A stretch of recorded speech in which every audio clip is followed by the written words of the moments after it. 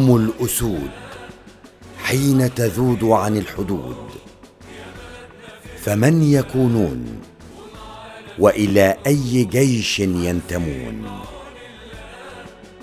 إلى جيش مصر. فمن هو جيش مصر؟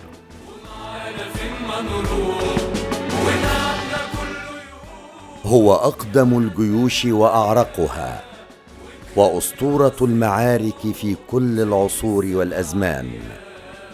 الجيش المصري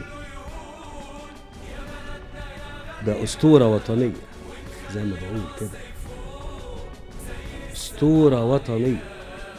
فمصر العريقة تستحق أن يبذل من أجلها الغالي والنفيس.